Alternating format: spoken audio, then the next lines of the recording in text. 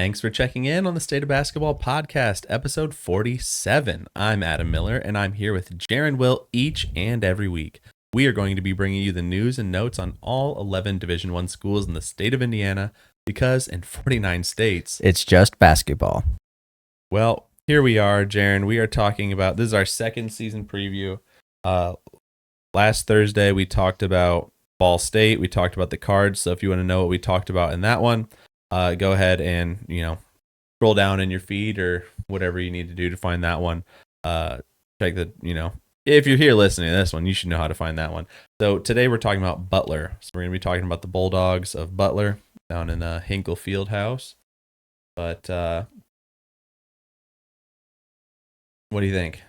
Let the people know we're going to keep it short. Yeah, we same. Our goal is to keep it short, right? Like last season, we decided that doing all of the season previews in one episode was a good idea. It was not. That was like a 2-hour episode, and it was not. There's no way it was fun to listen to.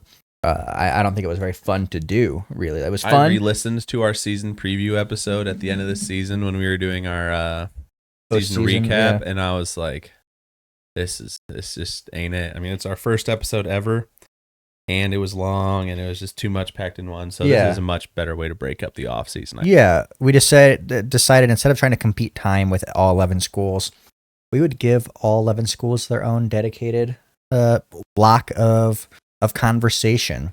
So that's what we're doing. And that's why we're doing 2 episodes a week, because there are way less than 11 weeks before the season started, which is a good sign because college basketball is almost back. We are just over a month away. Yes. Trying to think of when this is gonna. It's like a month and a couple of weeks away, and it's exciting.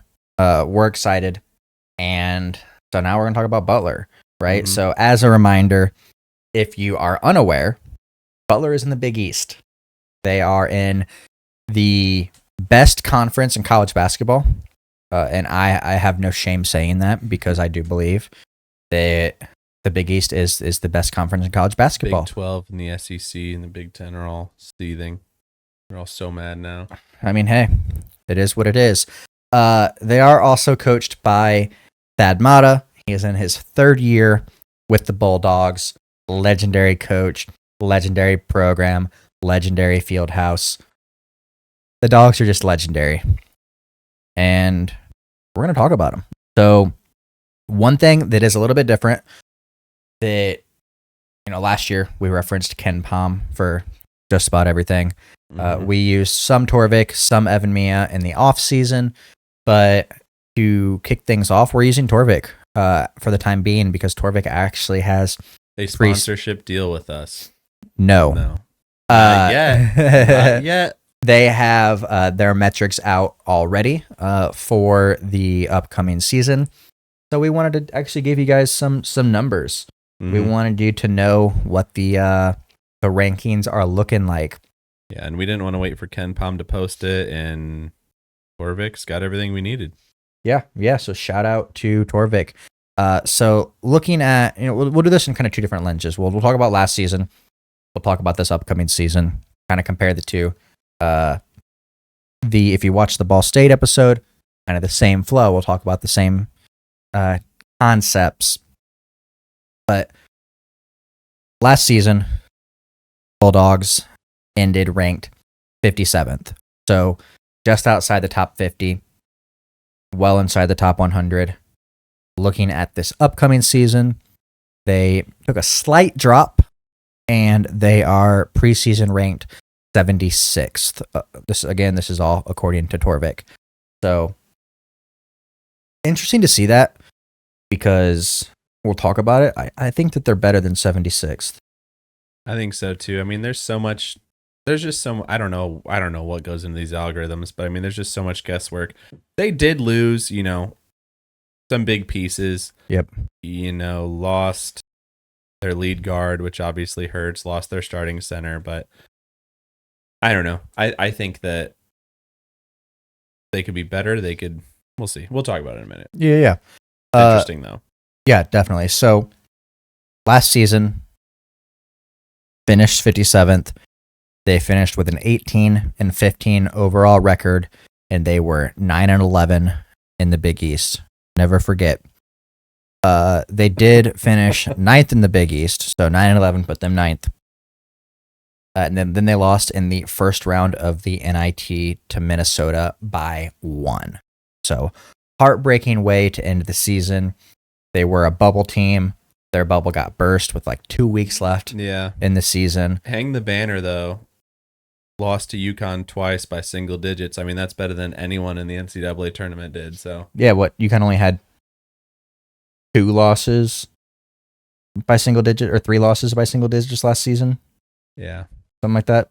So it's impressive, or not losses. They had very few, like 6 teams lost to UConn by single digits, right. I think, and Butler did it twice. So pretty freaking impressive, because the Bulldogs are like that. Built different. They're built different. And then according to Torvik, right, their preseason projected record, both overall and conference. So overall, they're projected to finish 500 at 15-15. And then unfortunately, the projections have them at 8-12 in the Big East. Yeah, and you'll say, hey, wait a second, that's only 30 games. Yeah, because they're playing in what, an MTE? And yeah, they're playing in MTE, and they'll in the second game of the MTE is not in Torvik, because they don't know who the matchup is going to be. So that could be 16-15 or 15-16 based on analytics. I don't know. It pretty close to the same. Yeah. Based on their projection. Yeah, and that 8-12 Big East finish would have them finishing 8th in the Big East, 1 spot ahead of where they finished last season at 9th. So interesting that they had more wins last season and finished 8th than the projections have them getting this season, and the projections have them finishing higher. Yeah, the projections on there are all so close. Like, it's like a bunch of ties, or like 1 game off from each other. So it's all pretty cramped. Yeah. But either way, we're not buying it. True. We will talk about that towards the end, but we think that that's a load of baloney. Yeah. So let's talk about their key returners. Okay. I'll kind of go into like 3 or 4 of them, because they do bring back, quite a few people. But I think that the most important piece that they're bringing back is probably Ja Telfort. Their returning minutes leader, 35 minutes per game, almost 14 points per game, and almost 5 rebounds per game. I think that he's probably going to be their best player, and probably going to be their leading scorer this upcoming season. So I would expect big things from Ja. Yeah. Both show. Another person we talked about all the time last year was Pierre Brooks II. He's back. He averaged 33 minutes last year, almost 15 points, and 4 rebounds per game. He could also be their leading scorer. His scoring has been so consistent. In like all but 4 games last year, he scored double digits, and I don't even remember how many games it was in a row. But like, you remember that? We were like, he did it again. Yeah, he was on a tear for a good chunk of the season. Mm-hmm. And another key returner, Andre Screen. So they bring back him. You'll remember we talked about what was the thing we talked about? Jalen Thomas started, right? Yep. But they were like, on the Andre Screen lineup was like top 5 or it was. I don't remember the exact scenario, but yeah, Jalen Thomas was the starter, but the Andre Screen lineup with everyone the same other than Andre subbing in for Jalen was a more productive lineup. Yeah. So it's Andre he only played 12 minutes a game last 12, season. 13. But they were impactful minutes. It's not like, he was splitting time. And I don't even think Jalen Thomas averaged 20 minutes per game. Yeah, I'd have to look at what his was, but because for a long time they were like 20 and 20. Yeah. Yeah. So something switched, but so he, 5 points per game, 13 minutes, and almost like 4.5 boards per game. So I would expect his production to go up. I would expect his minutes to go up because he's not splitting time with Jalen. We're excited about Finley, Bijak coming back, Bowden Kapke, and Landon Moore, all guys who should see increased roles potentially. So those are their kind of returners, but I think the big three of their returners are probably Telford, Brooks, and Screen. Yeah, definitely. New guys. They've got like 3 new guys that I'm really excited about. The first one is Colby King. So I would pencil him in at the 1. He is clearly the one that they got, to replace Posh Alexander. So he's a 6'2" junior guard from Tulane. So he's an older guard. He averaged 27 minutes last year, 10.4 points, 3.6 rebounds, and 1.8 assists. And then in like a shocking twist of every McCaffrey is coming to Hinkle Fieldhouse, Patrick McCaffrey commits to Butler for his last season. So he's 6'9", super duper senior from Iowa. I would imagine he probably starts at the 4. Right? Like if you got Jop here, Andre, Colby, and Patrick, like that's your starting 5. But yeah. So, he had 23 minutes per game, almost 9 points per game, and almost 3 boards. Every single McCaffrey coming to Hinkle, man. Oh yeah. Well, not every single. I think there's a 4th, isn't there? Jack. Yeah. So there's Patrick is the one who's going to be playing there next year. Yep. And then Jack McCaffrey, right, is the youngest brother, and he's coming. But then Connor, so they won't be there at the same time. Correct. But then Connor's coming to work on staff. In Greg Oden's role. But aren't there 4 McCaffreys? I don't know. I'll let you know. Their dad, 4th one. And then they've also got a sophomore transfer, 6'6" sophomore from Maryland, Jamie Kaiser Jr. He was kind of tied to some in Indiana recruitments out of high school, so it's nice to see him come to Indiana eventually. So 19.5 minutes per game at Maryland, and only 4.5 points per game, but should be a nice addition off the bench. And then they've got I think just one freshman who might get minutes, and that's Evan Haywood, and then Colt Langdon's redshirting. So those are the returners. Do you have There are 4 McCaffrey children. There's a daughter. So she probably won't be playing for Thad Matta. Correct. Gotcha. Correct. So, but neither will Connor. So true. And it's Jonathan is the youngest, not Jack. Jack's a nickname for John. Is it? Yeah. Oh, I'm just dumb. Which is crazy. You get two generic white guy names.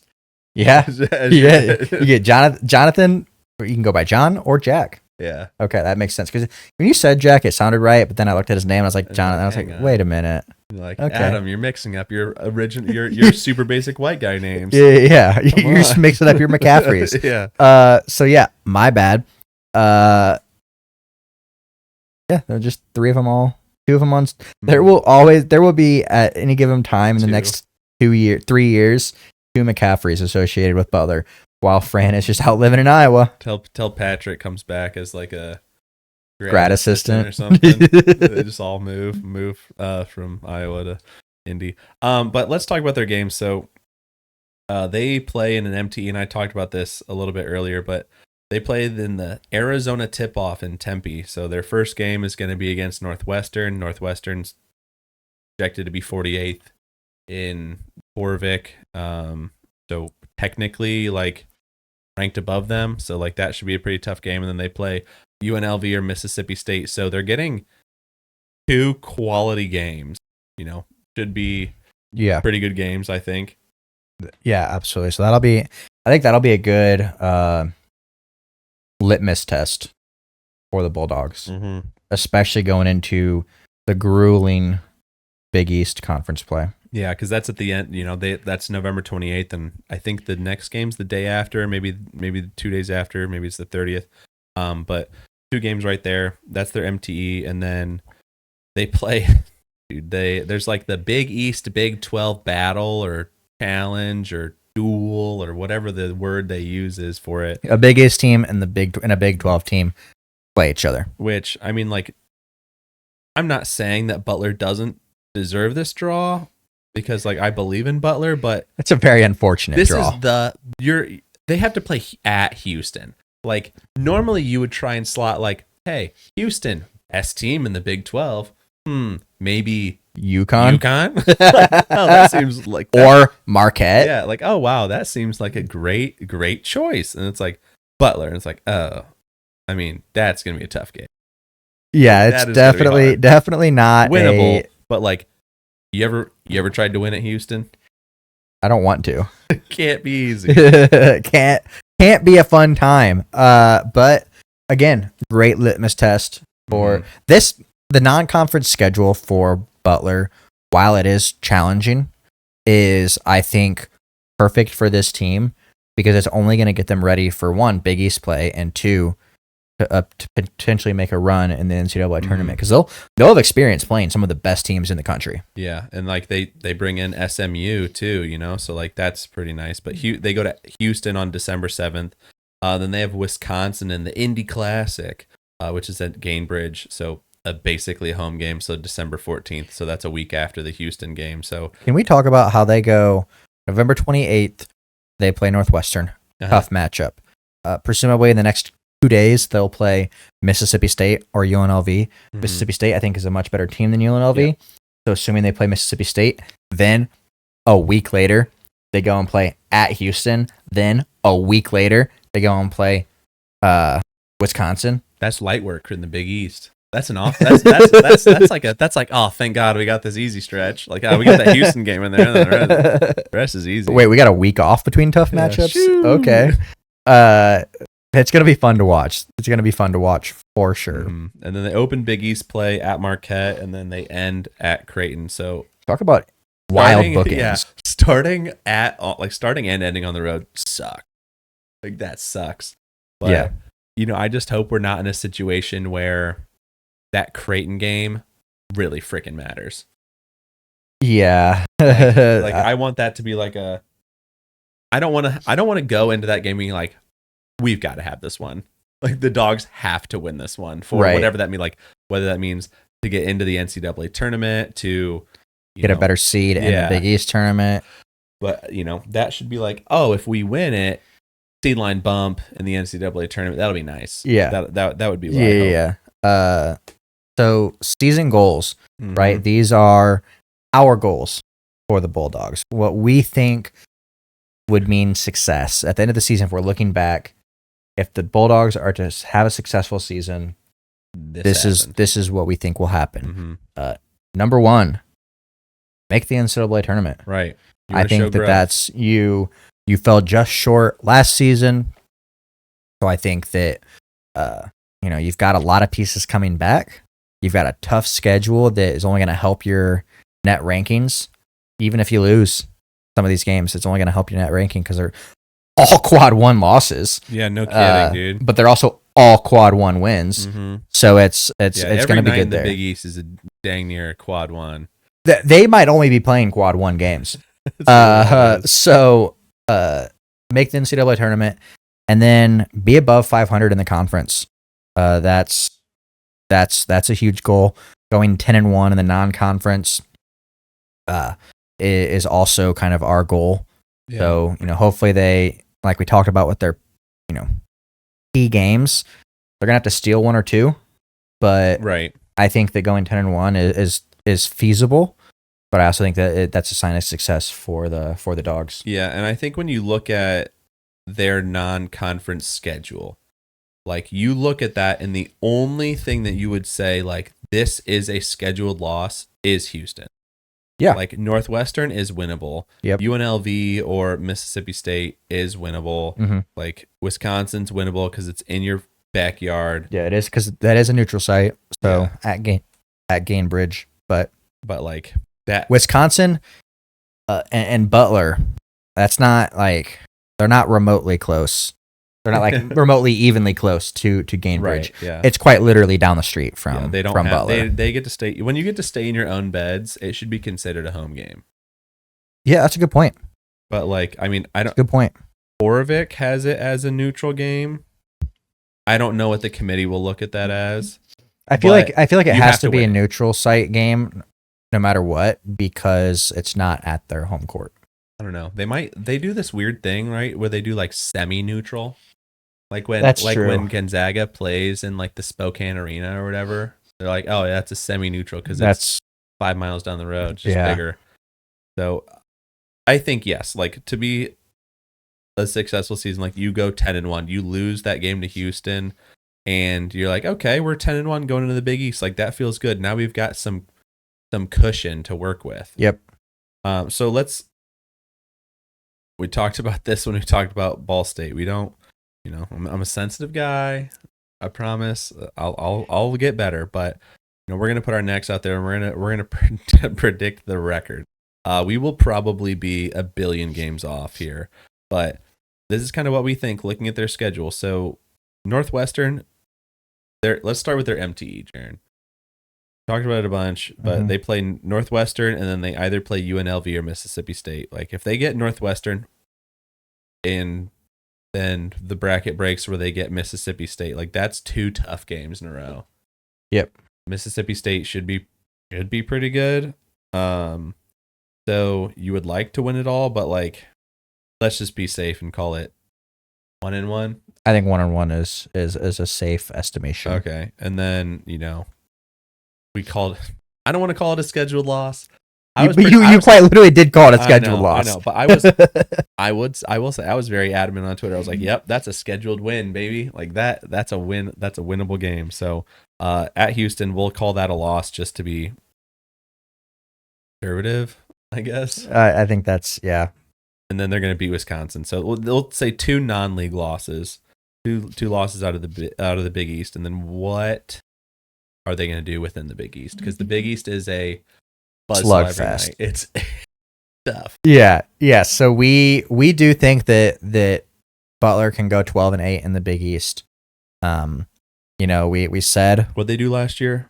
Last year they were 9-11. Yeah. So, and this year's predictions are 8-12. So we really do believe that it will be an inverse of that. Obviously, every night is a slugfest. Every night is who knows who's going to win. But looking at the team that they have and that they've assembled, I think we do think that they'll go 12-8. So we're going to stand on business. Yeah, dude. When you got a coach like Thad Matta, you pull out some wins. You go get a gritty win at Marquette, right? Last year. Yep. You pull off crazy wins. Didn't they beat Creighton too? Like when Creighton they almost beat UConn. Yeah. Twice. Yeah. So, they're going to get some gritty wins. They're going to steal some. They'll drop one at Hinkle, but like Hinkle's a house of horrors for a lot of these teams. Yeah. So I think 12-8 is fair. I think with their roster, I think that that's achievable. So that would have them going 21-10 going into the Big East tournament. So I think 21-10 is kind of what we're gonna project here for the Bulldogs. Yeah. So some other tidbits that we have, just because we don't want to just talk records, talk new players, things like that. We do want to give some color, right? So 3-point shooting is going to be a fun thing to watch for this team, right? They've got Colby King, who shot just under 38% from 3 last season at Tulane. Pierre Brooks shot 40% from 3 last season. Landon Moore, 37.3% for 3-point shooter. Jamie Kaiser shot 26.5%. He's supposed to be a better 3-point shooter than that, though, I believe. Yeah, he's on paper. I guess on paper, he's not a great 3-point shooter, but he definitely, I feel like he just was in a diminished role at Maryland. And I really think that Maryland was just, Maryland